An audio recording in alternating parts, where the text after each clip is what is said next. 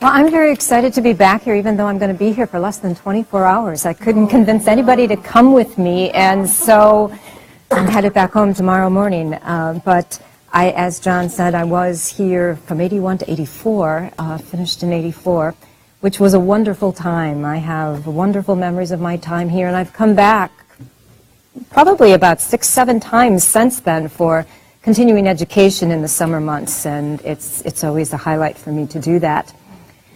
It was back last November. I had only been at the parish a couple months, but I got an envelope in the mail at the parish, hand addressed to me from Boston College, and I thought, how do they know I'm here? I hadn't told anybody I had moved. I think I figured that out along the way. I'm not sure, but it's a little bit of a mystery yet. But anyway, it was an invitation to be here sometime this year to talk to you about this topic, and so I was very excited to come back. Who would have known the night we would have picked would have been the first night of the World Series with the Red Sox playing, but yeah, we'll make it, okay. Part of the intrigue for me, too, is also to come back in the academic year and see the activity, but like I said, I'm staying such a short time. I was literally dropped off on Beacon in college, came into this building, and will head back out, so I won't be able to see that regular academic year activity. I know we went around the table already, and I'm not going to go around all again, but could some of you just mention why you're here tonight? I know this position doesn't exist here in this diocese yet, so I'm just curious to know why you are taking 2 hours on a Wednesday night to come and hear about this. Anybody? Well, I'm from Portsmouth, New Hampshire, and we just combined 3 parishes into one, so we've now merged 2,000 households and families, and it's changing drastically in New Hampshire. All of our parishes are merging, 3, 4, 5 parishes at a time, so I think the writing's on the wall. Okay. I'm very curious to hear. Okay. And then somebody over here. I'm originally from Maine, and they already have one parish coordinator up there, and I hope one day to get back to Maine, and either as a pastoral associate or if need be, as a parish coordinator. And I'm just wondering what you have experienced and what wisdom you have to share. Okay. Okay. Anybody else?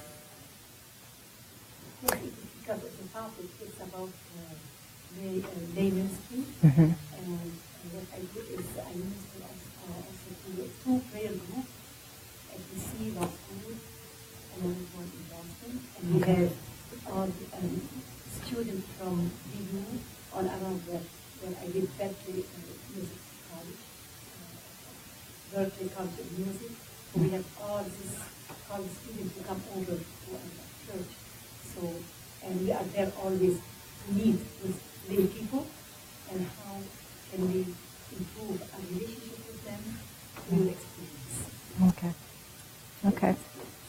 Okay. I come from China. You know, the church in China right now is a gap in data freedom.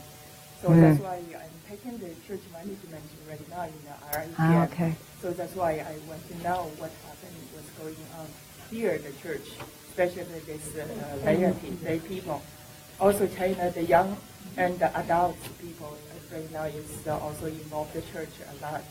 So this is a good opportunity to learn the new skill or new knowledge and this reflection and reform the church in China. This is my initiative coming here to learn. Okay. Yes. Okay, wonderful. All right, well, I'm going to pass, we have a packet of handouts here. And the top page is an outline of the direction that we're going to be taking tonight. And I'm aware, too, that this is part of the In Dialogue series, so please feel free to interrupt me along the way if you have questions. I did leave a space for more questions, answers, and discussion at the end of our time together. And so, you know, for those things that we want to go into maybe a little bit more depth or whatever, we can leave until that point in time, too.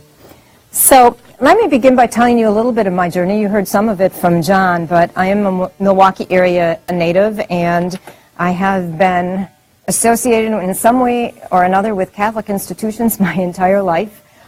In that the only public school I ever went to were 4 years in public high school. I went to Mount Mary College, as John said, in Milwaukee, which is a school run by the Sisters of Notre Dame.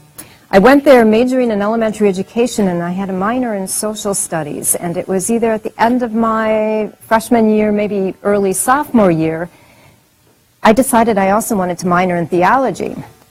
So I went to the sister who was my supervisor, and I said, I'd like to add another minor, theology. And what she said to me really, really surprised me. I just didn't expect it from her. She said, oh, that's just for nuns. And I thought, just for nuns? I thought she'd be really excited that I wanted to do this. And as I look back, it probably was about 1975, so as I look back, it's not that long after the Second Vatican Council, but the council had stuck with me already. I mean, you know, so I expected her to be a little bit more aware that laity were taking their baptismal call a little bit more seriously. Well, I ended up going to the sister above her, and that sister said, sure, go ahead, you can do that. Realize you're going to have to probably take summer school or whatever because of the extra credits, but I was able to do that then. I did, after college, teach in a Catholic grade school for 3 years. I taught 7th and 8th grade, and I was the religion teacher. I learned quickly, though, that that wasn't my passion. I felt this pull towards parish ministry at that time. And so, luckily for me, I was able to stay at that parish and have the title of pastoral minister. I was there for another 8.5 years after I left teaching. And it was during that time I was here in the summer. I had a 10-month contract for most of those years, so that allowed me to be here. And I did also receive that certificate in management at Marquette. I did that after I had already, it was 1993 when the diocese first came to me and said, would you ever be interested in this kind of position? And I knew that I was at that point. And so I went on to get that certificate of management, thinking that it would give me an edge and help hone, you know, some of those leadership and management skills that I would need in a position like this. It probably was 1994 when I went through the assessment process that our diocese has to determine qualified candidates for this position. And then once you're qualified, you're placed in a pool, and I'm going to talk about that a little bit more. And so, really, since 1993, this is something that's certainly been on my mind. And during those years following, there were some parishes that I had hoped to get and didn't, and then there were some that I was asked to consider that I knew weren't a good fit for me. And so finally, in July 1st in 2006, our Archbishop appointed me parish director of St. Catherine. I should say, too, I had a little bit of experience in the second parish I was at. The pastor who had hired me left, moved on to another pastorate, and we were 5 months without a pastor until his successor came. And during that time, the chancellor of our archdiocese, who had been our weekend help-out, was named temporary administrator.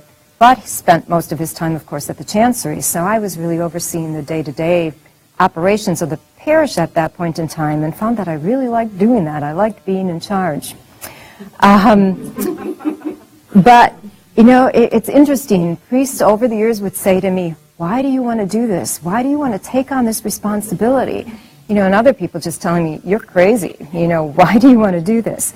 But I can't explain it in any other way than to say it really has been a calling for me, something that I know I have wanted to do.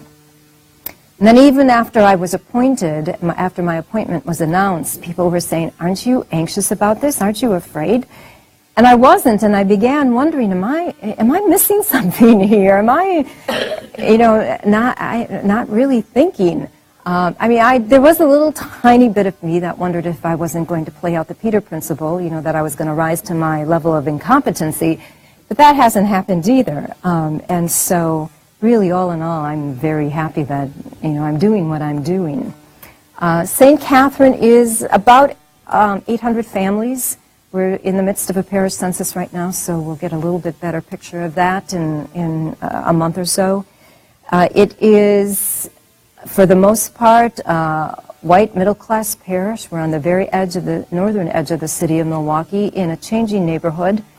Some of that diversity is beginning to be reflected in our parish community. We also have a school, and it's a small school, 143 students at this point in time.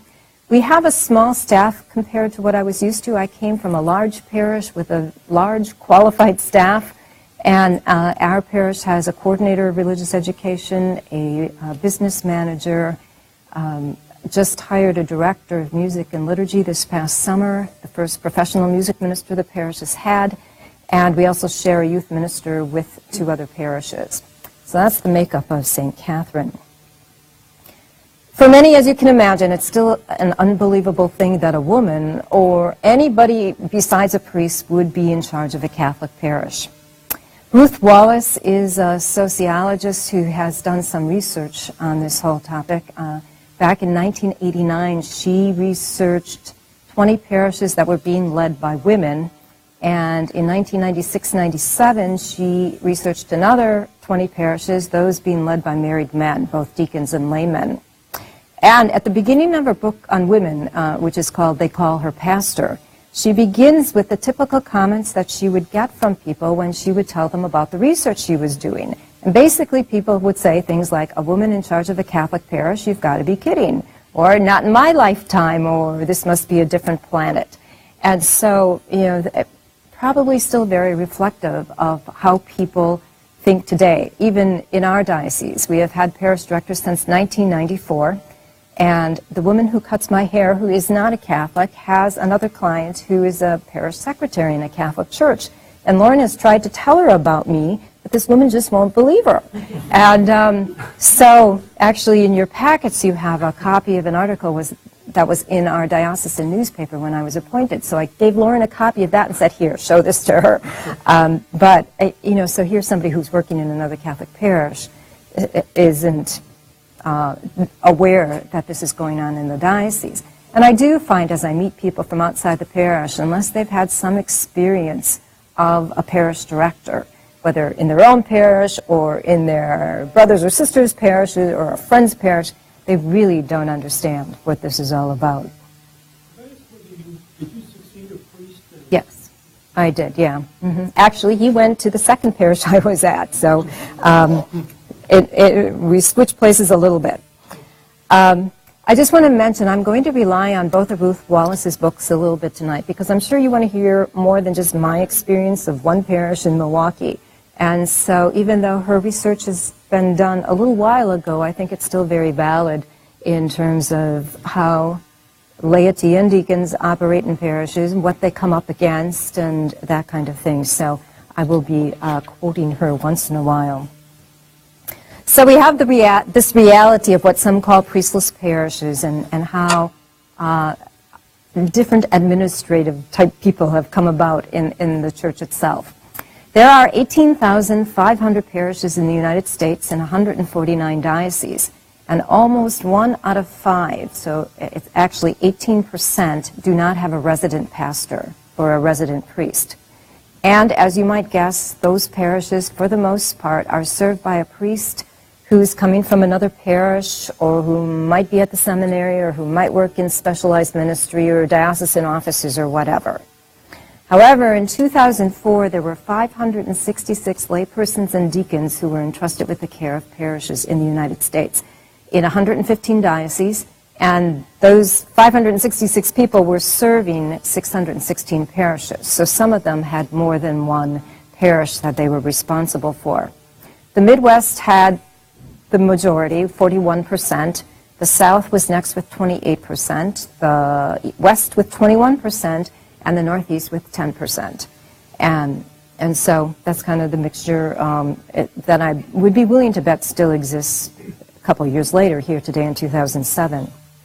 You'll sometimes hear these parishes referred to as priestless parishes, but I don't really believe that that's an accurate phrase to use because we're a Catholic church. We're sacramental churches. And so there has to be a priest working in these parishes in some way if the sacramental ministry of the church is going to be part of that. At St. Catherine, we actually have 2 priests who are at our parish. One is the priest who's been assigned by the Archdiocese, and the other is a priest who had been helping out at the parish even before I got there and has continued on. And actually, he just informed me he's going to be moving on at the end of June. He's a doctoral student at the university in Milwaukee and will be finishing up his work. So there are 2 priests there. And I'd be willing to bet for those people who have very limited involvement in the parish, the people who come to Mass on Sunday and don't do anything besides that, or the people who are involved even less than that, there really isn't a big change for them, except instead of a Father Jeff, they see a Father Mike. And, so it's definitely not a priestless parish. What we don't have, however, is a resident pastor, and that's the difference. All of this has been made possible by Canon 517, Section 2, which I quoted on your outline there. It says, if the diocesan bishop should decide that due to a dearth of priests, a participation in the exercise of the pastoral care of the parish is to be entrusted to a deacon or some other person who is not a priest, or to a community of persons, he is to appoint some priest endowed with the powers and faculties of a pastor to supervise the pastoral care. Note that the subject of that canon kind of seems to be the priest who is appointed to supervise the pastoral care. Nonetheless, it's the canon that makes my position possible. There was some discussion, as you can imagine, about this canon when it was discussed. There was discussion about the canon in Rome, and there were some who did not welcome the idea of someone who is not a priest to be appointed in charge of a parish. This discussion took place in April 1980. The canon, a version of the canon had been sent out so that people could look at it, discuss it, make observations about it, even prior to that, of course. But when it came to committee, there was an archbishop from Venezuela who spoke to them about his own experience. And he had told them that because of the acute priest shortage in his diocese, there were parishes that were entrusted to nuns. And he told the committee that he was satisfied with that arrangement and actually found it to be spiritually fruitful. And it was his input, it is said, that then changed the attitude of some, and the canon was approved. So, to be entrusted, those of us who are entrusted with the care of a parish under this canon means that we're officially commissioned to provide for the pastoral care of parishioners. It's an office that has been given us. But of course, the care of souls has in the past been reserved for priests, but now those of us like me have been given a share in that pastoral care. Now, I say a share in the pastoral care because since we are not priests, since we cannot provide the sacramental ministry for the parish, we'll never be able to provide the full pastoral care for the parishioners. Co-workers in the vineyard, I'm sure a document that you're familiar with, the bishop's document on lay ecclesial ministry, references this position a number of times. It always just refers to it by its number, but it does mention that there are people who have asked for a common title for this position, but then it does say that it's beyond that document's scope. So it just acknowledges that a common title is needed. The Canon Law Society of America, in their commentary on this canon, says that they find it strange that the canon didn't give the position a title, given the significance of the position. So there isn't a common title, and CARA, the Center for Applied Research in the Apostolate out of Georgetown, has done some research on this particular position, and they have identified 36 different titles that are being used in the United States. As I mentioned, parish director is what we use in Milwaukee. Actually, it's what we use in Wisconsin. I'm not sure if there are other dioceses that use it or not. Parish life coordinator apparently is the most common one, and that's what CARA uses in its documents to refer to this position. But there's also pastoral administrator, pastoral coordinator, administrator. I think there are pros and cons to all of those. In our diocese, for instance, if you call somebody a coordinator, it means they don't have all the qualifications they really need for a particular position. So at our parish, we have a coordinator of religious education instead of a director of religious education. Administrator, to me, makes it sound too business-like, that you're the business manager maybe of the parish and you're not overseeing the rest of the pastoral care. So again, I think it's going to be difficult to come up with a title that would satisfy everybody. I'm going to use parish director tonight, referring to this only because it's what is going to be most easy for me since it's what I use all the time. Pastor, of course, is not one of the titles. It's not one of the 36 titles, because that is a title reserved only for priests. However, others have used it. When my niece, who was a senior in high school, when my appointment was announced, when she heard about it, she said, "Oh, this is so cool, my aunt's going to be a pastor." Well, yeah, not really. However, in Wallace's first book, she often found parishioners referring to these women as their pastor, and at least 3 of the bishops in those parishes would even introduce these women as the pastor in public. This summer, our neighboring parish received a new pastor, and so I wrote something in our bulletin about that, letting our parishioners know St. Bernadette's has a new pastor, we welcome him, we look forward to working with him, so on and so forth. And I had a parishioner come up to me after Mass and said, "How come St. Bernadette got a pastor and we didn't?" I thought it was kind of interesting that you came and said that to me. But I was telling this to our auxiliary bishop, and in Milwaukee, our auxiliary bishop is the one who works most closely with the 5 of us who are parish directors at this time. I told him that story, and he said to me, "You should have told her you did get a pastor, you got me." Now, I don't refer to myself as pastor. I think it would probably cause a few more problems than it would be worth. And at this point, I haven't heard any of our parishioners use that title either. But it is out there for some people. Actually, when interacting with people of other faiths, it comes to them much more easily than it comes to our own people. So this new role is certainly a reality. It continues to grow, and unless we want to burn out our priests by giving them more and more parishes to be responsible for, or unless we want to close more and more parishes, it probably is going to be something that becomes more and more significant, even in dioceses that don't currently have parish directors. In our diocese, when a parish gets a parish director, there are actually 3 people who are appointed. The parish director, the priest that's called the assisting priest in our diocese, he's the one that comes to the parish and for the most part is responsible for all the sacramental ministry. And then also a priest called the supervising priest, which is the person who fulfills the role that the canon talks about. I'll talk about those 2 in a little while, but let me talk first about what the qualifications are for parish directors and what the selection process has been like in Milwaukee, and also using Wallace as a reference too. Wallace noted in her book that in the United States, bishops did not appoint anybody to this kind of position until after 1983, which would make sense since it was the code of 1983 that allowed it to happen. However, I also mentioned at the beginning that the bishop from Venezuela had already mentioned that he had nuns in his diocese doing that.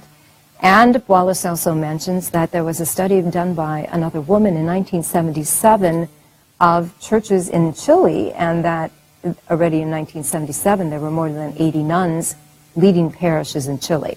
So it's a reality that existed elsewhere before it even came to the United States.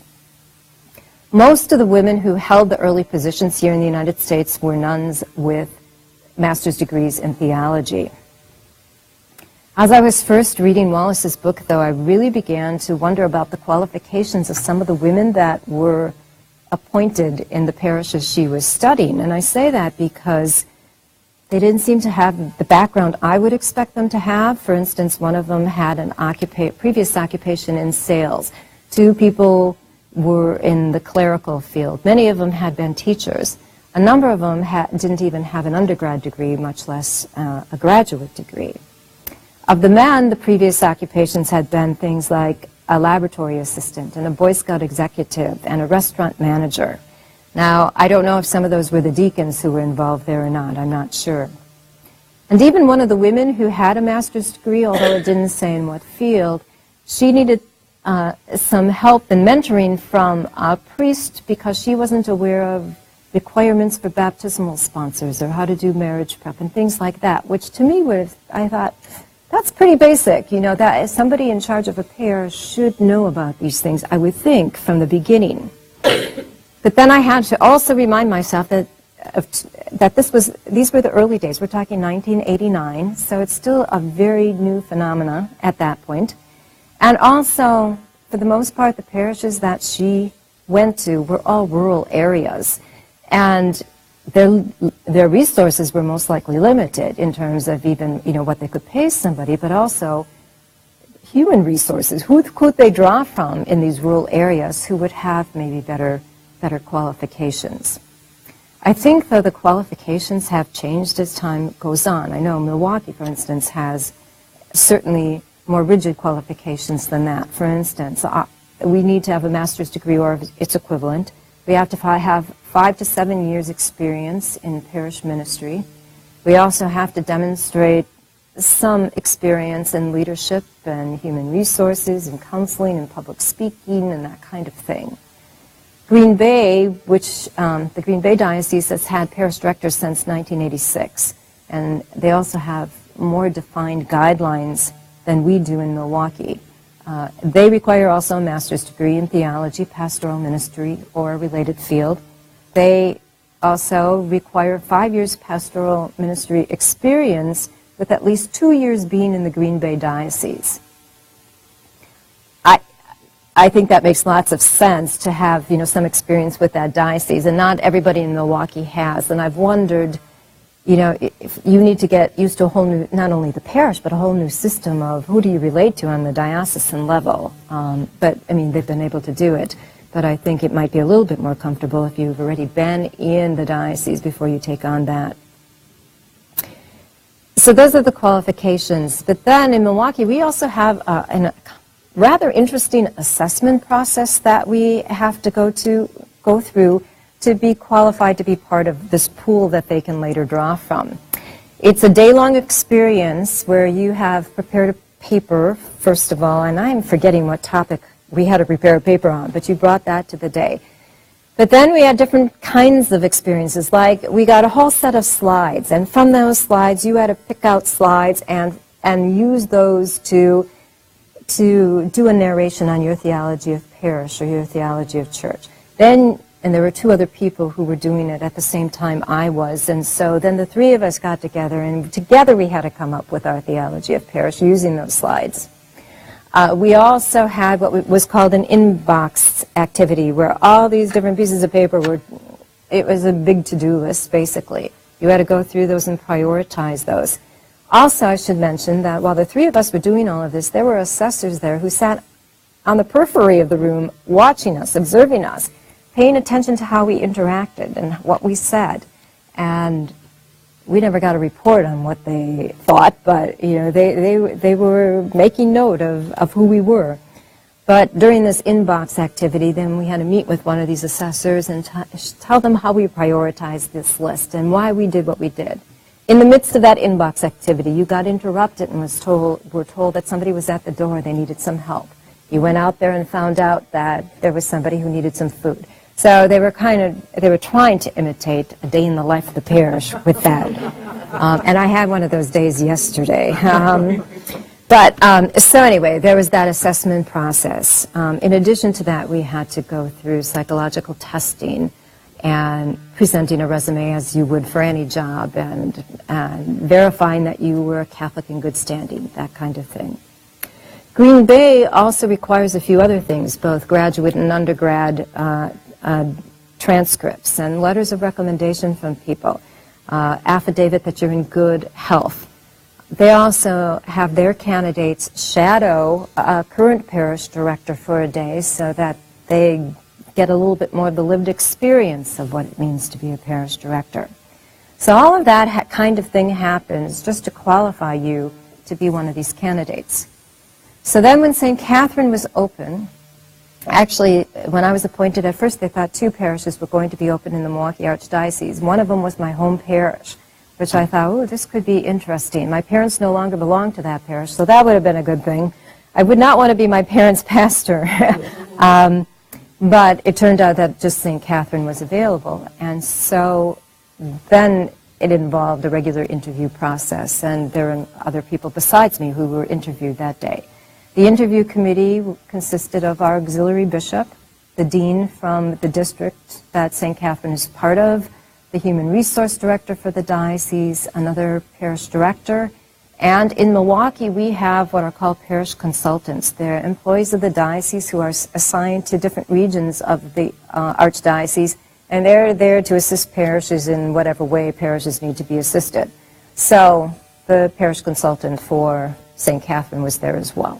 That was pretty much just a regular interview. That was part of it. The question, were Yep. any people from the parish involved? That's my very next point. There is question about that. Should parishioners be involved in choosing their parish director? Well, we don't. In Milwaukee, they have chosen not to do that. And in Ruth Wallace's book, some parishes were part of that interview process.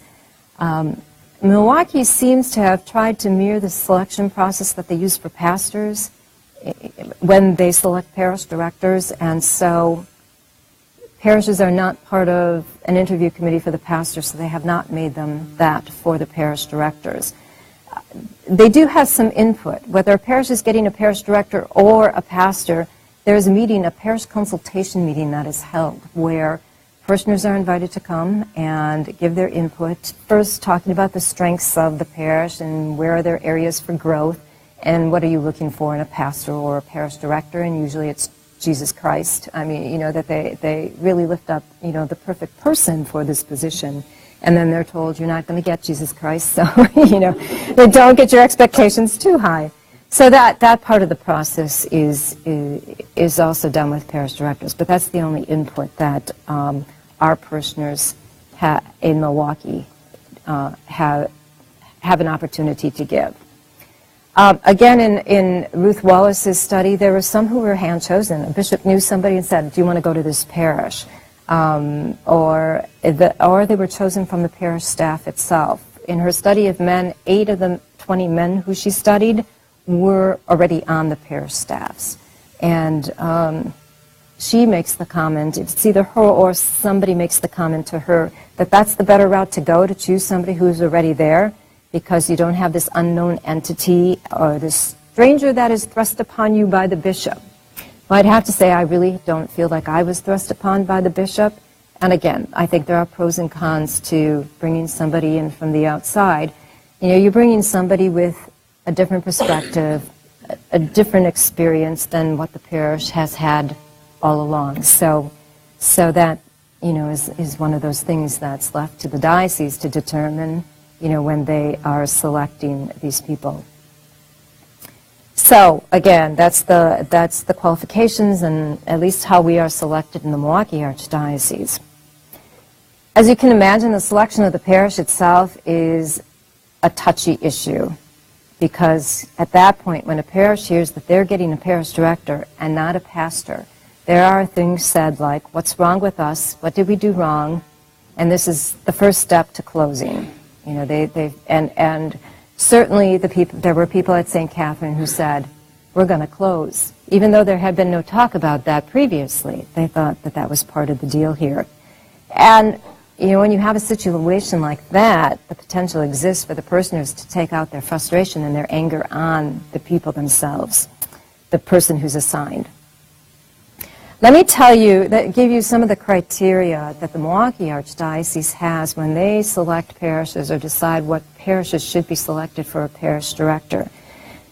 The first is experience of past planning processes that identified parishes for parish directors. There have been some archdiocesan planning initiatives, but there have also been cases when parishes themselves have raised this up. I think sometimes it may have been they might have been fearful that they are going to close, and this is a better option than closing. And so it might have been raised at that point in time. Another criteria would be parishes with good lay leadership structures in place, so that there are parishioners who are willing to take on the responsibility of ministry in the parish in the way that they should, even if there is a priest there in place.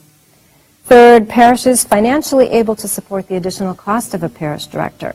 It does cost more. My salary is about what the previous pastor had been.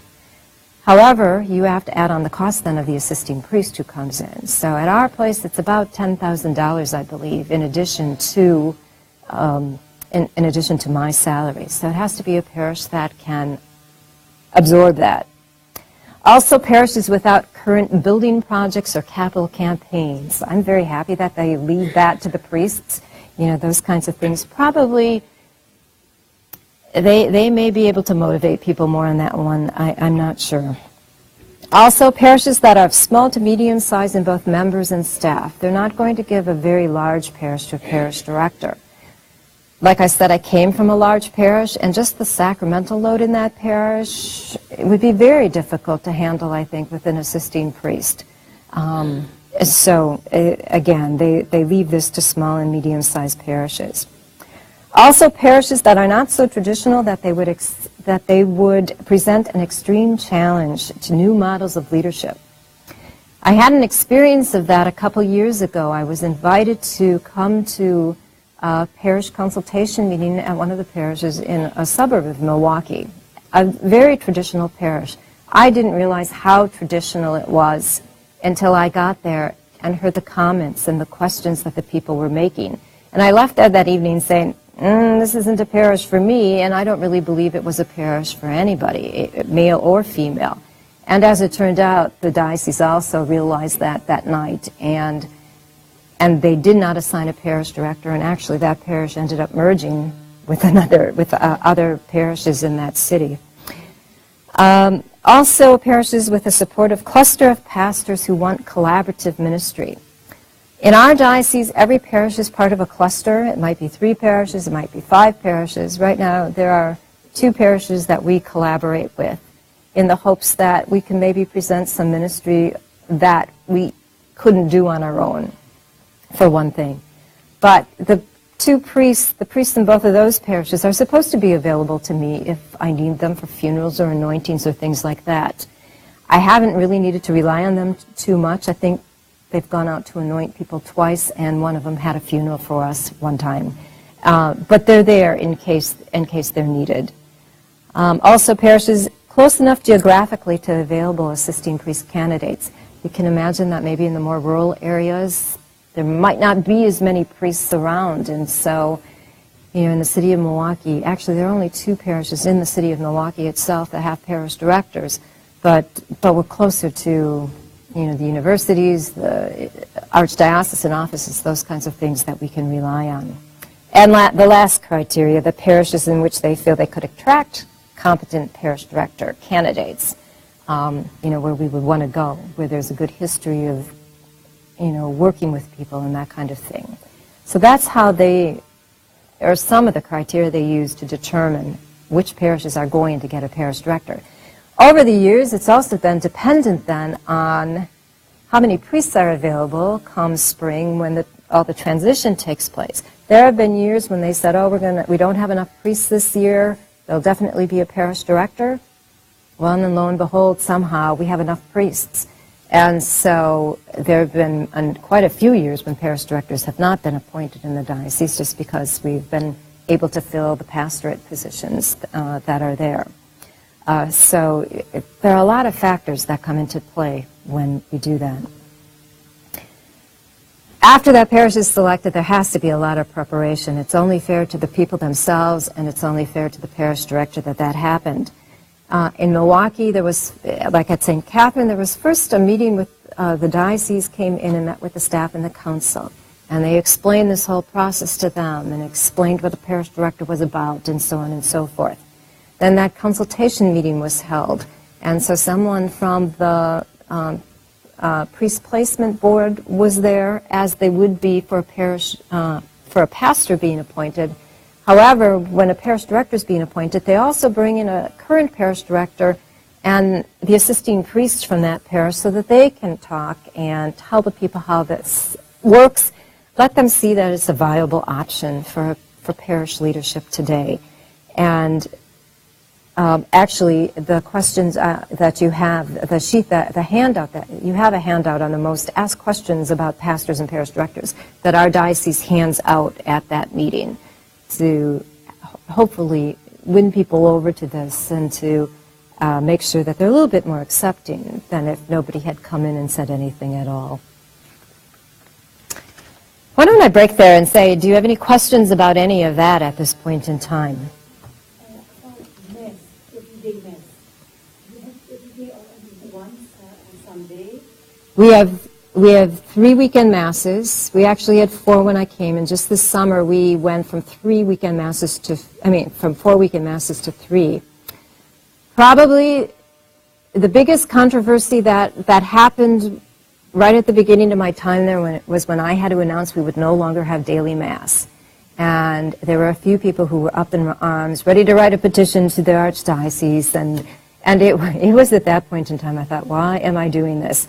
But actually, I mean, it blew over rather well, and the people who were upset with me are now very happy with me. But we have 2 weekday masses, Tuesday and Thursday. We have a retirement living community just to the south of us where there is mass every Wednesday. So people are also welcome to go to the chapel there, and our assisting priest has mass there twice a month, and then another priest has mass there twice a month. And Mondays and Fridays we have communion services. And confession? On Saturday afternoons or by appointment. Yes, so no Sunday mass. They go to another No, we have 3 Sunday masses. We have a 4:30. And the fourth, they go to another time. Because there's 4 weeks No, we have mass every week. every. Every week. So every Saturday we have a 4:30 mass, and every Sunday we have an 8:30 and 10:30 mass. Yeah. So, like I said before, for those people who may just come to mass, really not much has changed. Now there are people a little upset that we changed from 3 masses on Sunday to 2 masses on Sunday, but actually that went rather smoothly too. I was expecting much more commotion about that based on what I got when I announced that our daily mass schedule had changed. So, and our neighboring parishes also have mass available on days we don't. I mean, I worked the schedule so it would happen like that so that they could go to the other parishes if they wanted daily mass. They use there 24 hours. No. No. Just like any workers, like in the morning and you leave like at 5, the day is done. Well, not quite, but yeah. I mean, They call you, oh. I mean, I'm always available. We also have, I mean, I have a parish cell phone that people can get a hold of me when there's, something. Yeah, I'm really on call all the time. Now, I did leave the parish cell phone with somebody else when I came here. I thought, I'm not going to deal with this from Boston, but yeah, I'm very, actually, one of the comments I've gotten to people is that I'm much more available than the pastor was. They see me at Mass. I return phone calls, which didn't always happen. I go to the hospitals, which he didn't always do. Well, I'm single, and so so that helps, actually. Yeah, but, so. Did you notice any changes in terms of more people coming to Mass or fewer involvement in... Not yet, but it's one of those things, and I'm going to address that in a little bit, that one of the things that Ruth Wallace found when she researched her parishes, that people did get more involved, time, talent, and treasure-wise. So I'm waiting for that day when that treasure increases. But we have lost some people. The parish census, for instance, somebody returned their parish census form and said, we're joining the neighboring parish because we want a pastor. There's some of that. And but I do believe people are going to get more involved as time goes on. Yeah. Maybe talk about how clergy has accepted, I mean, do they accept you as equal? The clergy, yeah. Let me come back to that when I talk about the support systems that I think are in place. I'll talk about the clergy that have been appointed to St. Catherine at this point. Like I said before, obviously we still need a priest because we have the sacramental ministry that needs to continue. You also need the priest to fulfill that role that the canon talks about, to appoint the priest who will supervise the pastoral care of the parish. There are different titles being used for those people also, as you can imagine. The priest who does our sacramental ministry, we call an assisting priest. Other dioceses call that person the sacramental minister, the sacramental priest, parish chaplain, even the visiting priest. The person that fulfills that role of the canon we call supervising priest. He's my supervisor. although I'm ultimately responsible to the Archbishop. Green Bay calls that person the priest moderator. Others call it a canonical priest. So there's varies there also. Some dioceses have one priest filling both of those positions. Milwaukee made the decision at the beginning, I believe, that only that one priest be assigned as that assisting priest and a different priest be assigned as the supervising priest. It avoids the issue of having your assisting priest also be your supervisor, the possibilities of conflict that could arise in that situation. And actually, as I think about my own situation, I think it would be very difficult if our assisting priest was also my supervisor. So it's not that one priest filling both positions. It's not what we do in Milwaukee. In Wallace's book, the sacramental ministers tended to come from neighboring parishes or seminaries, it seemed, and not all of them had priests assigned to them, which would be a very scary thought to me. What they would get is a list of help-out priests who they would need to go to then and schedule on a week-by-week basis. I would have difficulty with that too, just where's the continuity in that? If people are seeing somebody different every week, also, how does that person get to know your parishioners? If you've got all these different people coming in. And then just the practicality of having to acquaint priests week after week with the way you do things, like when do your Eucharistic ministers come up, those little things that happen during Mass. So to me, that would not be a great option to have to do that. As I mentioned, we have at St. Catherine Father Mike, who is a Jesuit priest. He works part-time with a retired Jesuit community in Milwaukee, and then also part-time as being the assisting priest at St. Catherine. My supervising priest is the dean of our district and the pastor of a neighboring parish. Now, I see Father Mike on a very, very regular basis because he's at the parish not only on the weekend, but at least one other time during the week, if not more. Where my supervising priest I really have very limited contact with. And actually, his ministry description says we're supposed to meet once a year. And we've kind of done that informally. But once a year isn't a whole lot. So if there's conflict or whatever, he's the person I'm supposed to go to, and he helps moderate that. That also hasn't been the case that we've had to do that. So that's how the priest situation works. I had a discussion with the Chancellor of our Archdiocese about the canonical priest issue, and according to her, there's a difference of opinion among canonists with regard to whether every parish needs to have a canonical pastor. Milwaukee has interpreted that canon to say, no, not every parish has to have a canonical pastor. In my supervising priest's ministry description, it says that he is not the canonical equivalent of a pastor, and while he has the powers and faculties of a pastor, he does not assume the canonical rights and obligations of a pastor. Green Bay must take the other position because their priest moderator, which is the same as my supervising priest, he is named as the canonical pastor of the parish. So St. Catherine does not have a canonical pastor. Any parish in Green Bay that has a parish director does have a canonical pastor. One practical difference then, the only one I could come up with at this point was when a request for a proxy is submitted to the Archdiocese. In our diocese, I would be the person who would sign that request. In Green Bay, it would be that canonical pastor who would sign that proxy. So otherwise, I'm not sure what else, where the difference comes in.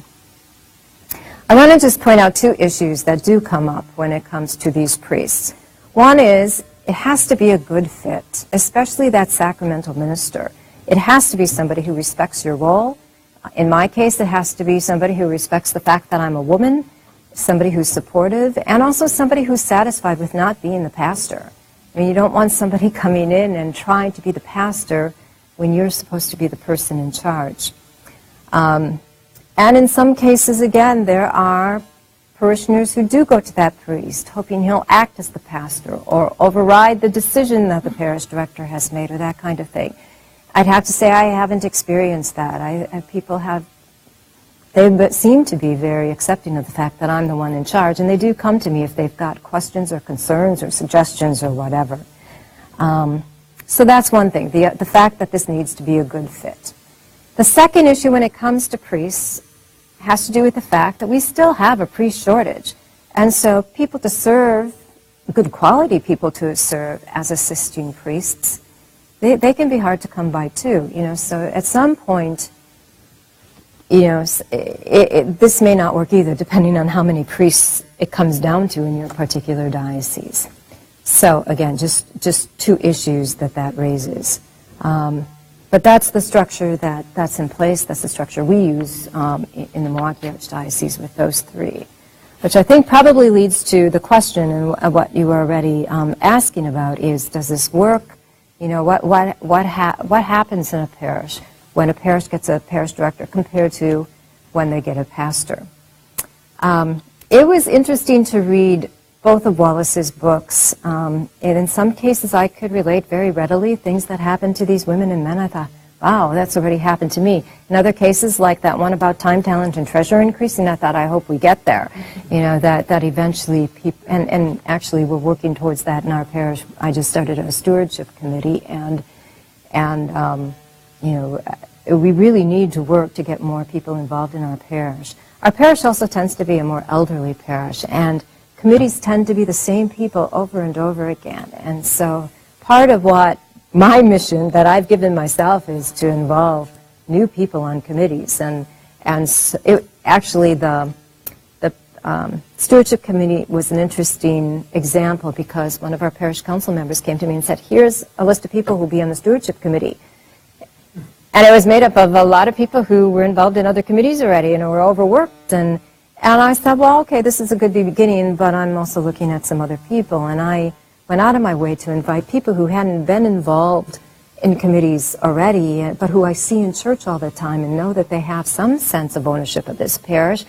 And it's become a very wonderful committee. We had a meeting just the other night and had the best discussion that I've had with any group since I've been at the parish. But there's some new blood in there, and so we need to continue to work to that.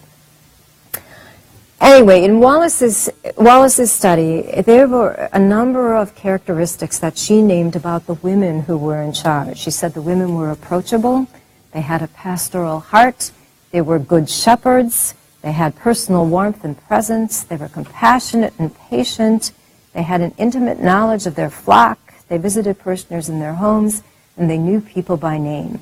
And when I read they knew people by name, that one struck me because one of the things people have said to me quite often is, how do you know me?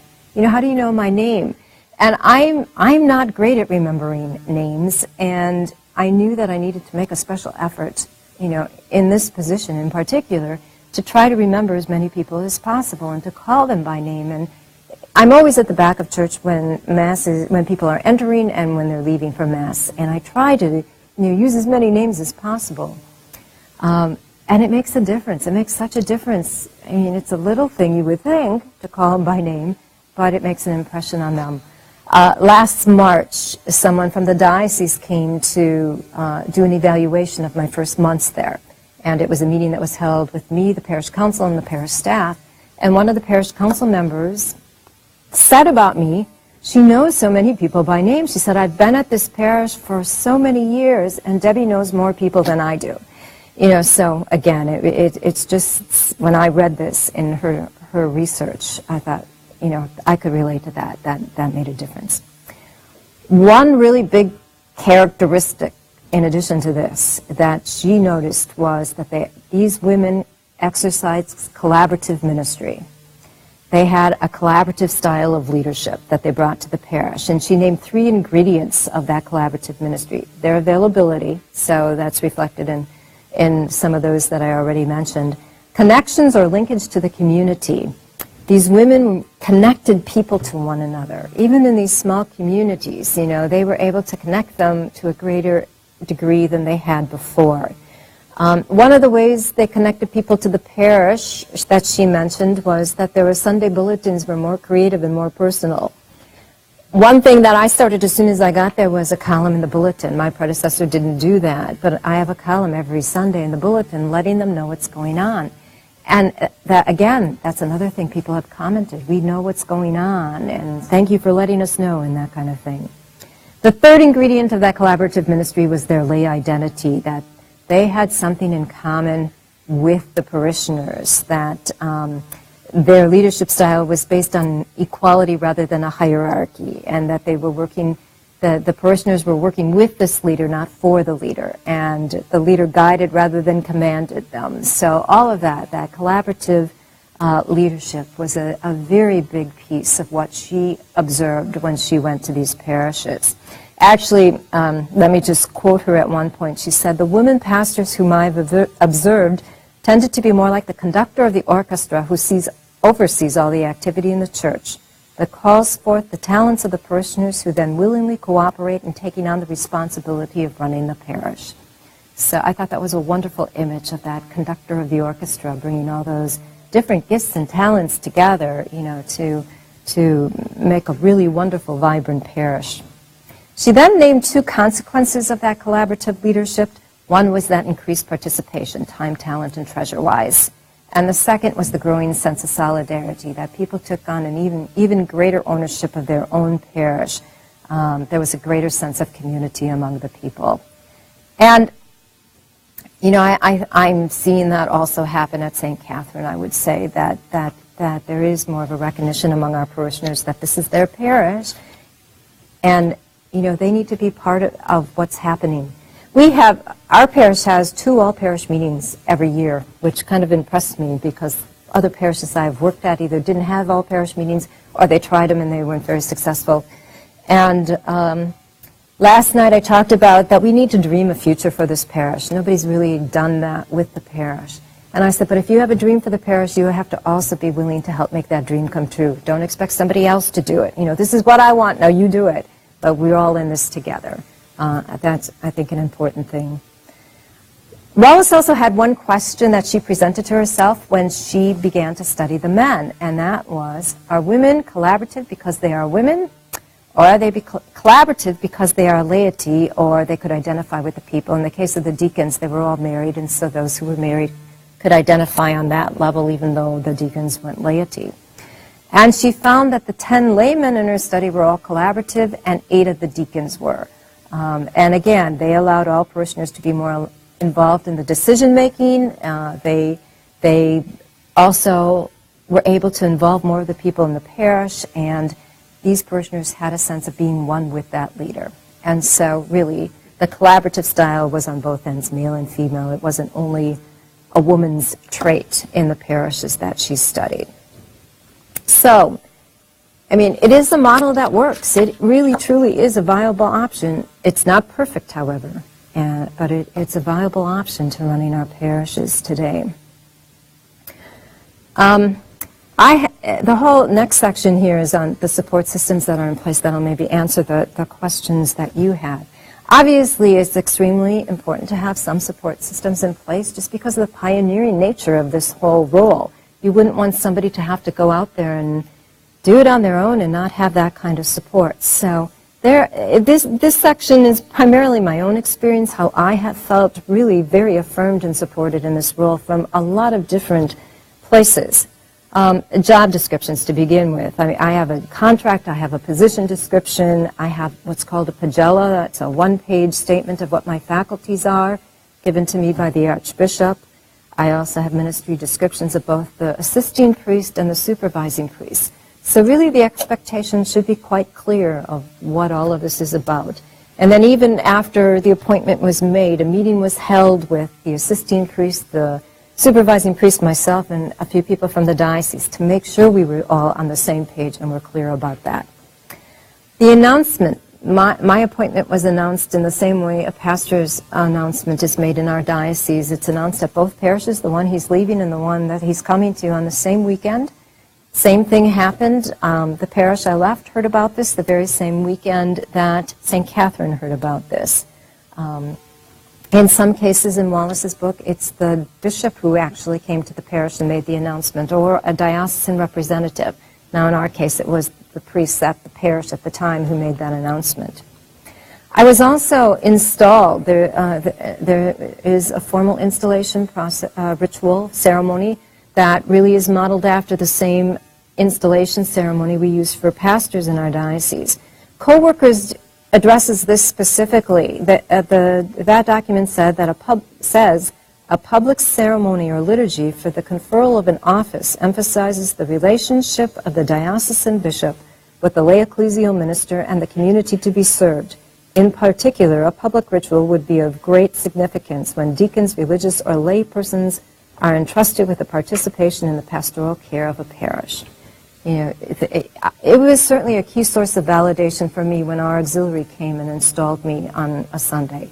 And it was a big deal for the parish to have the bishop there and that kind of thing. You know, it said something to them that this is not something insignificant. So in that installation ceremony, I was questioned, are you agreeing to take on the responsibility of this parish? The community was questioned, are you willing to support her in this ministry? I was presented with symbols of pastoral responsibility, first the sacred scripture, then a bowl of water signifying our common baptism, the parish mission statement, and also the financial records, acknowledging the gifts of the community as well as my my service of administration. Then the parish council and staff were questioned, will you work closely with Deborah in this role?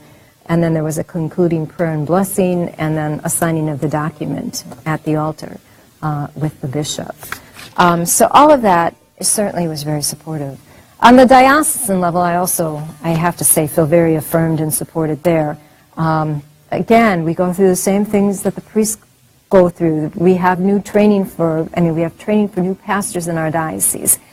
Parish directors are part of that, along with the priest. We meet with the auxiliary bishop on a regular basis every 6 to 8 weeks. There are 5 of us in Milwaukee at this point in time. We've, since the beginning, I was the 13th person to be appointed a parish director, and at one time I believe we had 9 of them at one time. Right now we have 5.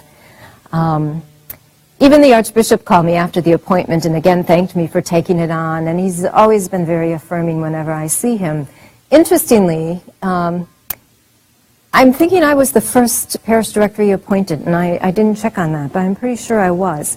And there was speculation that, now he's been with us for 5 years, and there was speculation that he wouldn't appoint any more parish directors, that he would much more opt for other things than putting a layperson in charge. And if he did appoint a parish director, he probably isn't going to appoint a layperson. He'd be more inclined to appoint a deacon, and certainly if he appoints a layperson, it's not going to be a woman. Well, he surprised everybody, and people were not only surprised, but very happy that a layperson and a woman, was appointed. We're also included in our priest district meetings and any clergy meetings that take place, also the fact that they came in to do an evaluation. They also do that with priests, pastors in our diocese, that after you've been there 6 to 9 months, somebody from the diocese comes and conducts this evaluation with you present there, so that you get a sense of how things are going. That was an extremely affirming evaluation, or experience, I should say, for me at that point in time. But even, people on the diocesan level who went out of their way to say that this was good news, or we're so happy to, hear that you've been appointed and that kind of thing, or other colleagues as well have done the same things. Now the bishops, in particular, if you don't have support from the bishop, you obviously are going to have a much more difficult time. Interestingly enough, Wallace didn't interview bishops when she did her research on women because she was afraid some of them would not let her in the diocese. However, how many years later, 1996, 97, when she researched the men, she did interview all the bishops, and she found them to be very supportive of her coming in and doing the study that she did. However, the comments that she records from the bishops range from positive to not so positive. And let me just share those with you, a couple with you. On the positive side, a bishop said, there is a dimension of restructuring in parish leadership, but there is also another dimension of continuity. The traditional sacramental ministries are still offered, and many, if not all, of the other aspects of the parish continue to be in place. The new dimension is the person who provides the pastoral leadership for all other non-sacramental celebrations or activities of the life of the parish. The new dimension is the person who is there on a continuous basis. So it's kind of like what I said to you before. At St. Catherine, there isn't a whole lot of change in that regard. Two negative, or tend to be negative comments, though, from two other bishops. One bishop said he wasn't comfortable having lay administrators and he would rather have priests in every parish. And to that end, he strongly recommended prayers for vocations to the priesthood. And another bishop who said, if we leave a parish without a priest pastor for too long, we form the people in a way that I don't think is wise. We're right on the edge of that right now. We've got to make some changes. It's a priest morale problem, he said. So I'm glad I'm not up against that. I mean, in Milwaukee, I'm not. I feel supported by both of our bishops in this role, and so that's very helpful. Now, I mentioned to you a little while ago I'm single, and so just very quickly I want to say something about the wives and the children, or the spouses and the children, because obviously they need to be supportive as well. Again, Wallace it didn't occur to her to interview families when she did the study of women, and I believe 9 of the women were married with families. She did. There were 9 women who were married, 1 who was a single lay woman, and 10 sisters. And however, she did interview families when it came to the men. And as you can imagine, there are expectations that the parishioners placed on the wives and the children. The wives and the children had their own expectations or their own ways of wanting to operate within this system. She mentioned that a wife's lack of support, if a wife wasn't at an event, it could be seen as a lack of support for her husband, and that many times she could be seen as a key player in his performance. So there certainly are issues along that. I don't feel as qualified to talk about those, however, so I'm just going to offer that it certainly is an element within this. She does mention, though, in the study of men, that certainly the fact that these married men with children were doing a good job at what they were doing was an argument for a different kind of priesthood as well, against the argument that, well, how can a priest possibly be married if they also have the responsibility of wife and children? So support from parishioners also is obviously very key if this is going to work. And I have more support than I ever expected I would. I expected a lot more anger or rejection or whatever, and that really hasn't happened. I don't think a week has gone by when somebody hasn't told me I'm doing a good job. Sometimes I wonder if they're just surprised at that, that I'm doing a good job, or that they're just offering that as feedback to me. I was very touched last Christmas when a number of people went out of their way to tell me what a blessing I was for the parish, or what a gift I was for the parish. And I mean, that was really the most wonderful Christmas gift I could get from any of them, or wrote notes to that effect at Christmas time. Last April, when we had our spring all-parish meeting, one of the parishioners, one of the women, commented in the question-answer time that ever since I arrived, our liturgy has been better and our sense of community has been better, and everybody applauded. And I mean, it was at that point I had a tear in my eye, because I didn't expect that kind of affirmation to that degree at that point in time. 2 different people in the last couple of weeks have said to me, things just keep getting better and better, and I'm going, thank God. They love the fact that we have a music minister who is doing more with music and liturgy than what we did before. This comment, though, I just have to share because I thought it was funny. This came from a member of our Human Concerns Committee, and at one of our recent meetings of that committee, he made some comments, and I have to tell you, early on in my time in St. Catherine, he was upset with me because he didn't think I handled the situation well. Well, at this particular meeting, he was saying all the good things I've been doing at this parish. And then a little bit later, he turned to me and he said, I'm not telling you these things to pump you up. It's just fact. I thought, okay, I'll take it. So I thought that was pretty good. People, during this first year, people have just been very happy about little things I would consider little, like I had the bulletin redesigned because it wasn't a very attractive bulletin in the past. I write the bulletin column. I return phone calls. I'm present at all different things.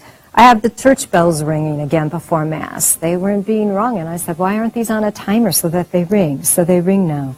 I made what I considered minor liturgical changes, which they were also happy about. And the bigger changes, like hiring a professional director of liturgy and music, for the most part, people are happy about. Wallace wrote back in '92, again, when her book on women was published, she said that based on a national survey of American Catholic laity, parish directors should expect 2/3 approval and 1/4 disapproval, with the others not being sure. And my guess is that that rating has probably gotten higher as people have experienced this and have, again, realized that this is a viable option, that it works. And especially for those who might think that their parish might otherwise close, it's definitely a viable option that they can continue in that way. She also says that one of the forms of support that she found for the women in her study was the fact that that people did call those women pastor, that they were, I mean, they saw her in that pastoring role. I just have to share this one story because there is also support that I've gotten from the outside as well. And I preached at our ecumenical Thanksgiving service last year. And I was at home working on that one night when I got a call from a BC student, and they were updating the alumni directory. And so they always ask, for your address and where you work and all that information. Well, I had to give her my new information about St. Catherine, and I told her I was a parish director. Well, she asked what that was, so I told her, and then she said, do you get to preach? I said, well, every once in a while. She said, that is so cool. And I thought, so it was just kind of interesting to be getting that call. But it's those little things too that make a difference for me, for sure. I want to talk about the liturgical issues, and then we can do more questions and discussions, and then I have some final things too. But the liturgical issues are one of the bigger and more challenging issues that you deal with in this role. Now, it's going to be different if you're the deacon, because you've got those prescribed roles at liturgy. You've got a more public presence that's built in there for you. But for those of us who are laity, the question is, what should the liturgical role be? How can we be visible to the community at Sunday Eucharist in particular when you've got your biggest group of parishioners there at that point in time? So for a lay person, there are questions like, do I walk in procession? Do I address the community? When do I address the community? Where do I sit at Mass? Do I wear an alb? Do I preach? What others have done, again, using Wallace's books as a source, there have been parish directors who walk in procession. There are some who wear an alb and sit next to the priest in the sanctuary. There was one who would welcome the people and say something about the thrust of the day, then the priest would go into the opening prayer. One of the laymen would accept the gifts of bread and wine every week at all the Masses. So that's what they did. What I have done is I occasionally address the community before Mass, not at that time right before the opening prayer, when there's a particular need. I, however, sit in the pews. I don't always sit in the same place. I move around. They're sometimes surprised when when they turn around and see it's me at the sign of peace. I sometimes lector. I sometimes am a Eucharistic minister, but more so when there's a need. It's a role that I don't want to take away from the parishioners who can serve in those roles, and so I don't schedule myself for those.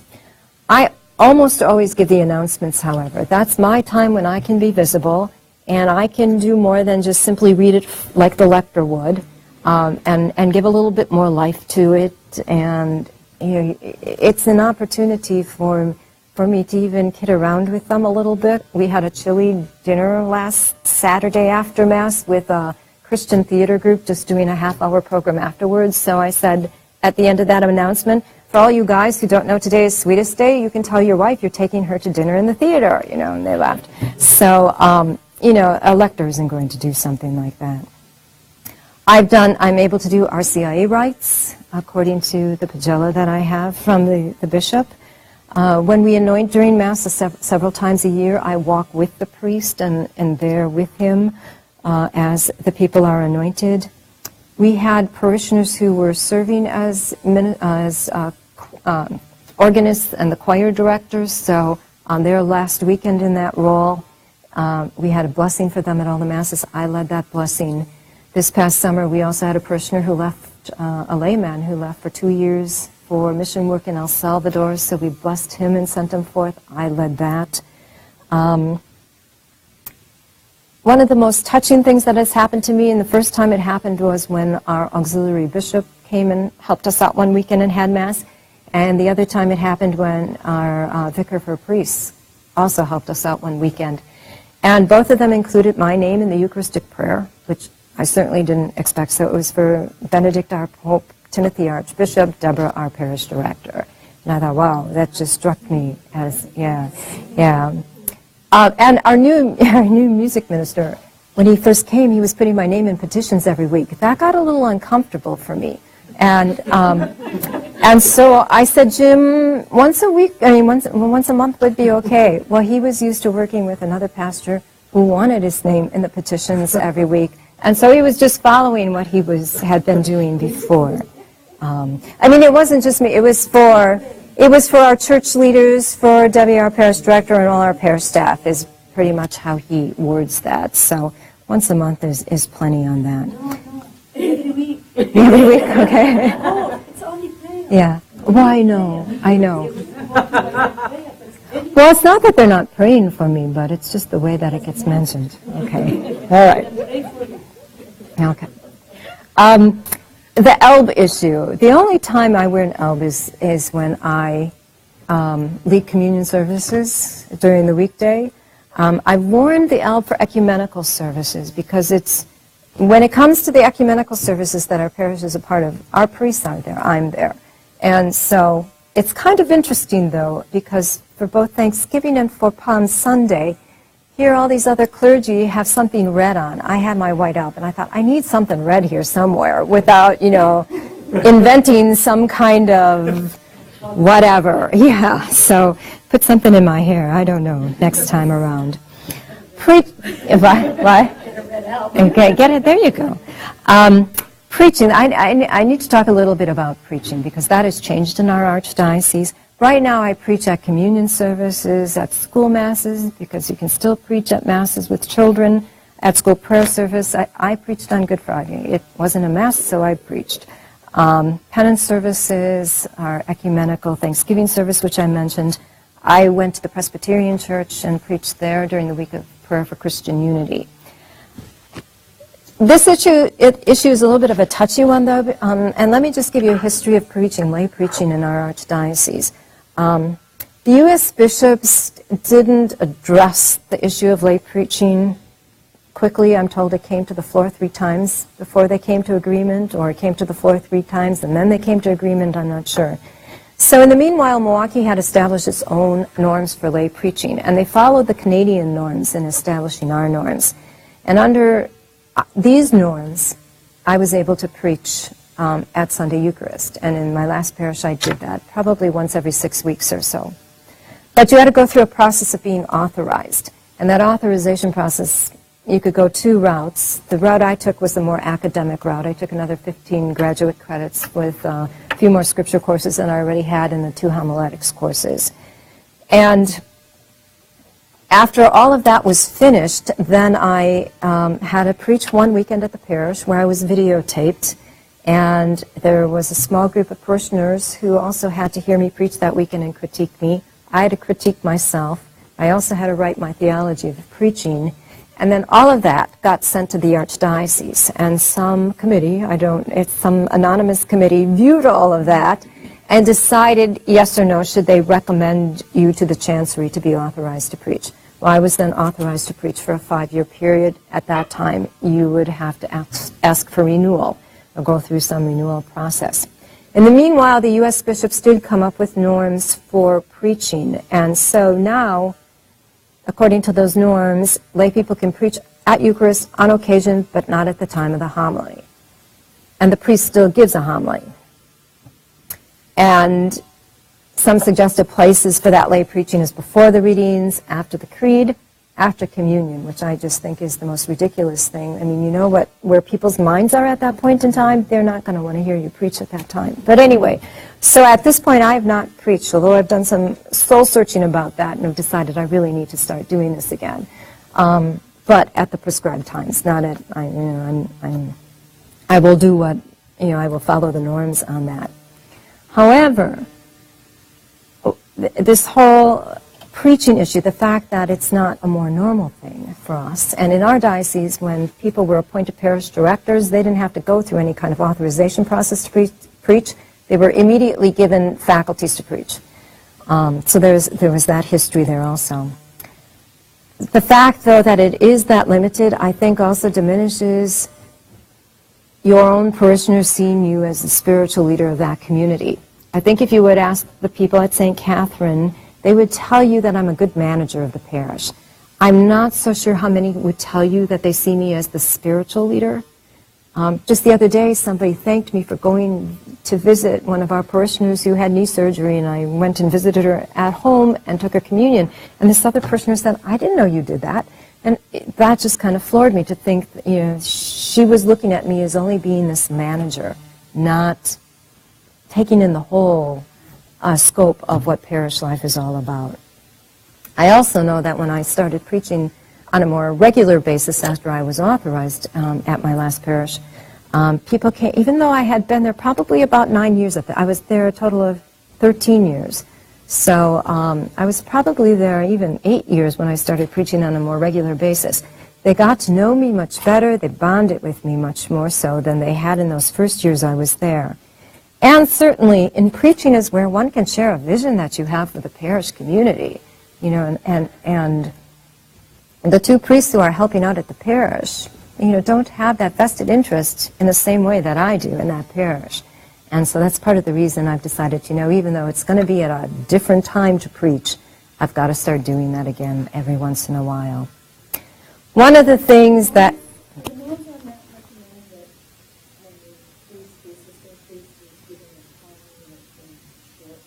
doesn't say anything about the length that he has to do, no. So I know people get around that by just having him say a little bit, and then the layperson preaches right after that.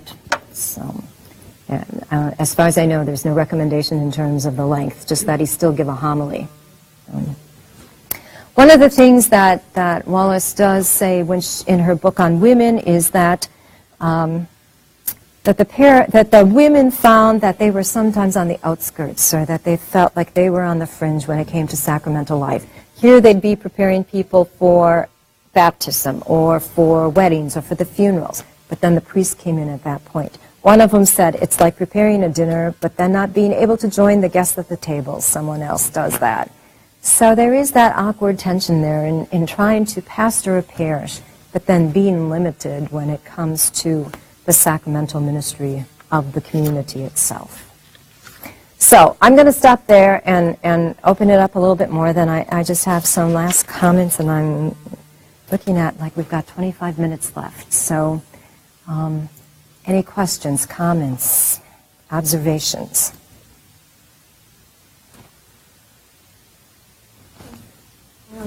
If you have days off, how are you balancing the everyday?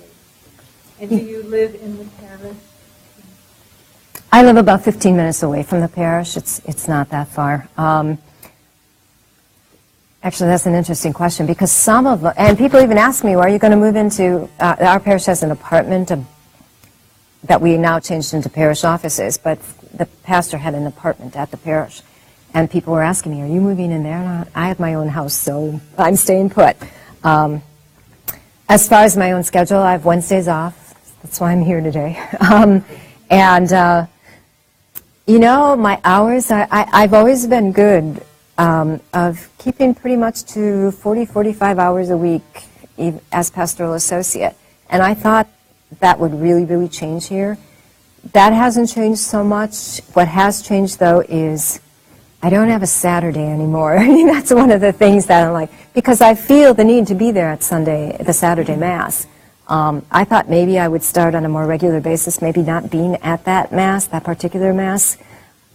at least once a month, so I could, in addition to Wednesday also have a Saturday off. And that hasn't happened, and I'm just getting more used to it rather than being, a little bit, I was never upset about it, but it just like, oh, I need a Saturday once in a while. I mean, and I do get them once in a while, but not as often as I originally thought I might do. One of the big changes for me in this position is that I feel much more a sense of ownership of the parishioners than I did before, which is would come naturally, I suppose. But even the parishioners who are the most grumpy, complaining people, I feel that they're our parishioners, and so I'm in charge with taking care of the souls of this parish. And so even if there are people who give me a difficult time, I have to be there for them. I have to listen to them. I have to kill them with kindness, basically. Where any other time I've worked for the church, I can back away from those kind of people and not associate with them as much or whatever. But my frame of mind has changed in this position in terms of being more present to the people of the parish than I ever was before, just because of the position itself. How about the school? Do you have a school?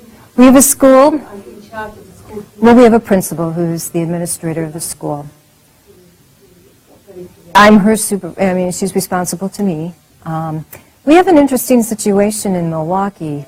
The city of Milwaukee has what's called the School Parental Choice Program, where if your school participates in this program, the state pays low-income students to come to a private school, whether it's Catholic, Lutheran, private schools that are kind of popping up. And it's 60% of our school are not our parishioners. They are, and at least half of them are not Catholic. And so it's brought a different mission to the school, one we're looking at this point in time. So it brings an interesting dynamic to the whole situation. So it's a big job for First Communion, confirmation. Well, no, confirmation is in the hand of the youth minister. First Communions, we actually, because we have a limited number of our own parishioners in the school, last year our First Communion class was like 5-6 children. It's not much bigger this year. We tend to be that elderly parish as well, and then to have a school that is made up of a lot of non-Catholics changes the atmosphere in the school. To support you, to support a lay person, a living wage, does the individual parish carry additional burdens? I would assume salary-wise it is certainly different than what the parish... Not in Milwaukee. Not in Milwaukee. I think I get a decent salary, and I'm making a little bit less than the pastor had been. With priest salaries, Milwaukee went into a whole different system a while ago. They make pretty... this is going on tape, probably. They make, I think, pretty decent salaries. So someone who was a single mom or someone who had additional family responsibilities could viably accept the job? I would think, yeah. I mean, salary-wise, I would say, yeah. Mm-hmm. The salary was set by the diocese itself. The parish doesn't have a say in the salary. So I did negotiate it a little bit, but... I was thinking back to what you said earlier about the 9 or 13 parish directors and placement of non-Catholic anywhere or whatever. What happens to those parish directors or other parish ministers, lay people who are unemployed? I mean, are they then needing to look for other jobs? You mean people who have been parish directors and then... Or they've been certified and... Oh, well, they're all people who... Yeah. Well, like in my case, I just continued to work at the parish that I was at that point in time. Because they had talked to me back in 1993, when I moved to my last parish, I thought, oh, I'll only be here a year. I was there 13.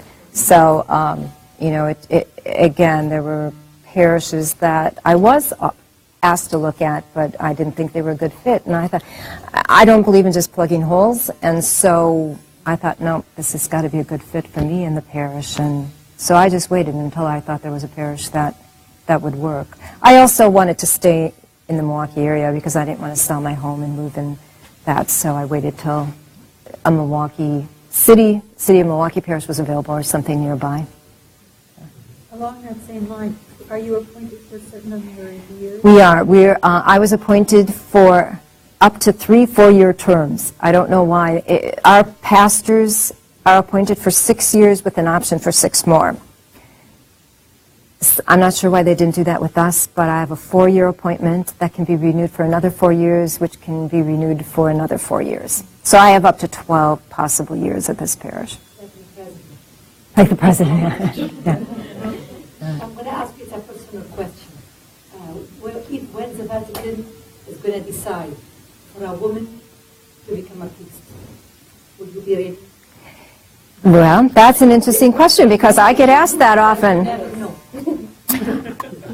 Okay, here's my story about that one. Last October, our Holy Name, the men's group in the parish, asked me to come and speak at their breakfast, their monthly breakfast.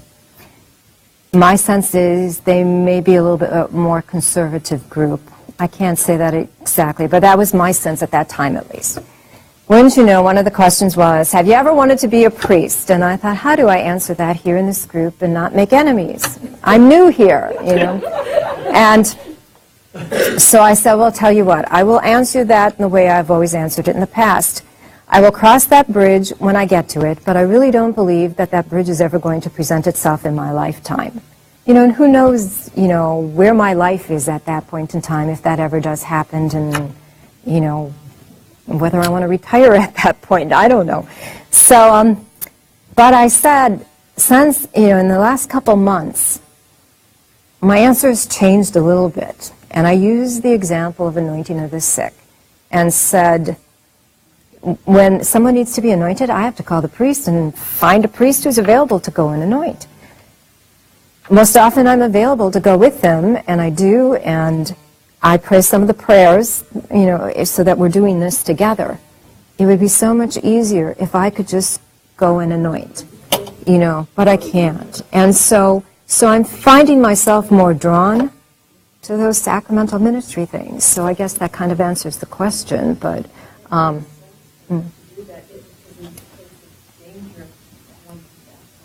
Right. Actually, part of the faculties that I've been given is I can baptize if the priest or deacon doesn't show up at a scheduled baptism. So go figure that. So. I have to say I respect that you're, you know, you're not really looking for, you know, ways to pretend to be a priest, so to speak. You know what I mean? I really respect that. I think that's wonderful. We have a sister who's a chaplain at the hospital in our parish, and there are stories around, you know, that she's, you know, anointed people, and, you know, I always fear that I might give the impression if I do that they really did receive the anointing of the sick when it wasn't that. And so I refuse to do it. And, you know, a lot of people will say, why won't you? Because I'm not able to do that. So I really respect that. You're not trying to pretend.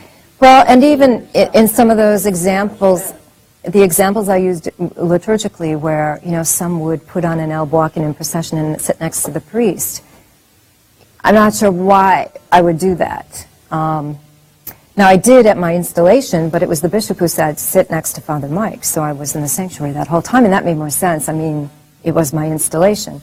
But I don't like inventing those kinds of things, and so I continue to look for ways that I can, you know, be present at liturgy, but in ways that make sense to me, and ways I'm comfortable with, and ways I think the community would be comfortable with, too.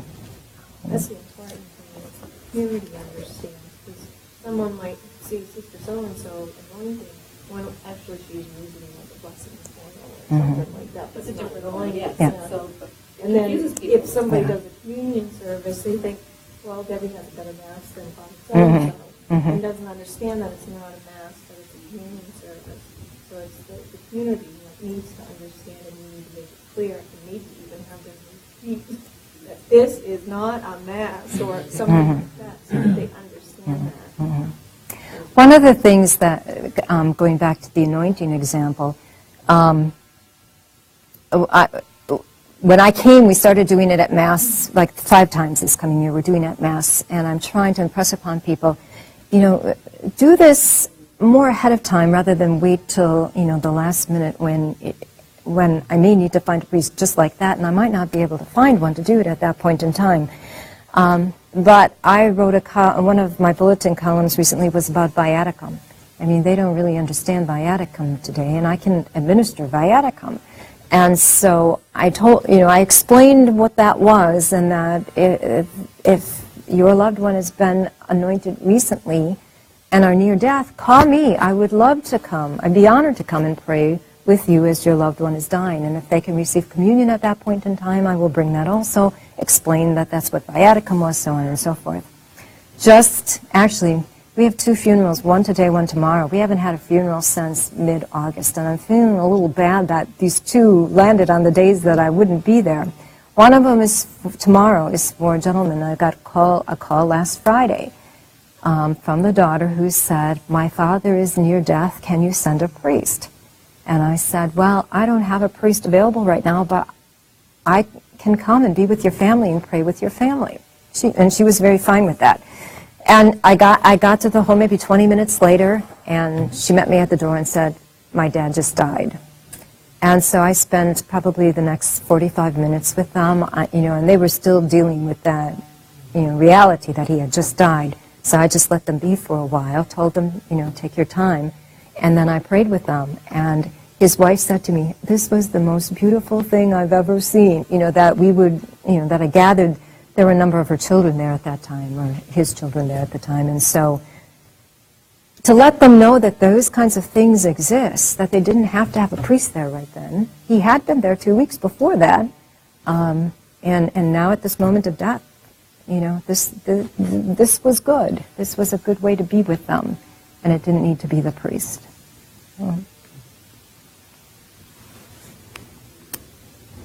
Anything else?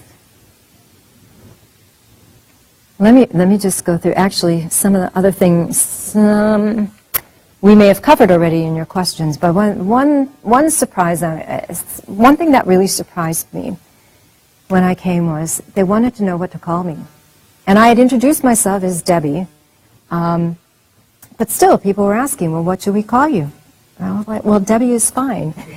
And, and even when I first met with my predecessor, he said to me, the staff wants to know what to call you. And I thought, what do you mean? I mean, I didn't even get it. I didn't even get the question. And, well, do you want them to call you Miss Inns? I thought, no, I don't, no, I don't. The kids can call me that, I said, but not, they should be just calling me Debbie. And now I do get called Deborah more often than I never or hardly ever introduce myself as Deborah, but I do. I mean, some parishioners just can't bring themselves to say Debbie, I guess, and so they call me Deborah. But I get it, after reflecting on it, that there was a certain amount of respect that they saw in this position, that it even affected what, how they were going to name me. And so that was interesting to me. Another thing, and these aren't connected in any way, but there's also a question as to whether deacons should be the first to be considered for these roles. And there are people who certainly think that a deacon should be chosen over a layperson. In Milwaukee, there are 14 of us now who have served as parish directors in our archdiocese. I believe only one of them has been a deacon. The rest have all been laymen and laywomen, sisters in there, but predominantly I would think laymen and laywomen over even sisters. Last winter, there was, are you familiar with the Emerging Models of Lay Leadership, or Church Leadership, Pastoral Leadership Project? They conducted 2 symposia with parish directors and the assisting priests. One was held in California, one was held in Illinois, and I was so disappointed I couldn't make either one of them. But there is a paper that is out, best practices that they arrived at from that, and I have that in the bibliography that I have for you. But anyway, in there, they do mention a concern that any deacon who is appointed should have the same qualifications and background education that would be expected of a layperson. So it obviously was a concern at that discussion as well. Wallace, in her study of men, said it was the laymen that had the better background, the more qualified background than the deacons who were in that position. So that's an issue that's out there also concerning this whole topic. More awareness all around is needed. I mentioned before about our diocese that unless you've really had experience with this, you don't quite get it. I find that at funerals is when I deal with the questions about this most often, because people are coming in from all these other parishes. One funeral director said to me, "So, what are the chances of getting a pastor here again?" You know, I was there like maybe a month when he said that to me. Or a brother of one of the deceased who said, "We're still fortunate to have a priest in our parish." So, or after I explain what I do, they'll say, "So who's the pastor here?" And it is at that point that I'll say, you know, when it just doesn't seem like people are getting it, I'll say, well, for all intents and purposes, I am the pastor here, but I don't have that title. And then they maybe get it a little bit more. We have also found that people find the whole idea more fearful than the reality is. That when they first find out that they're getting a parish director, they just think it's, many people, not everybody of course, think this is just really frightening. But then when they experience it, you know, I think, you know, we're at a point where people are saying, oh, this is going to be okay. Somebody even said that at a meeting the other night. I think that now that a year's gone by, people realize we're still going to be here and that things are working out and there's still life in this parish and it's even growing and that kind of thing. So people just need to get through that. Then just really two other things. Up to now, when there haven't been enough priests to be a pastor of a parish, the first option, of course, has been to put a non-resident priest in there, either as pastor or as the person who kind of oversees that parish. And I'd like to suggest that maybe that's not the best option. Co-workers says something about this role that really kind of challenged me. It says that unlike any other lay ecclesial ministry, this one exists simply because of the priest shortage. You know, and I'm thinking that this experience will open us up to a new model of ministry, to more collaborative models of ministry.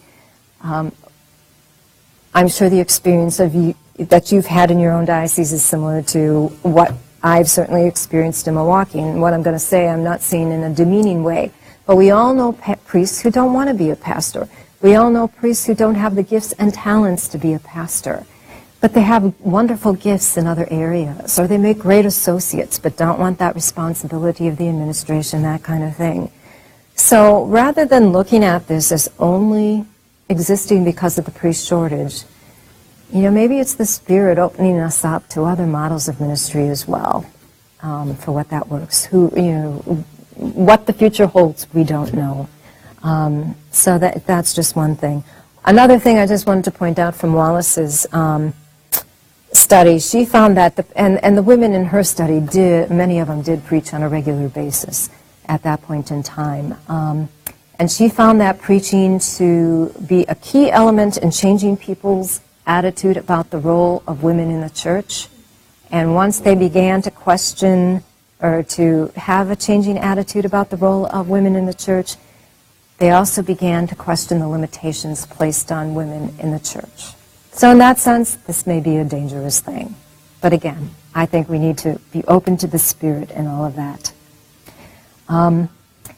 With that, I just want to go through the handouts with you really quickly and tell you what I put in there. The first is that page that I mentioned, that it gets handed out at parish meetings in our diocese when a parish director is being appointed, just some common questions asked by parishioners about parish directors.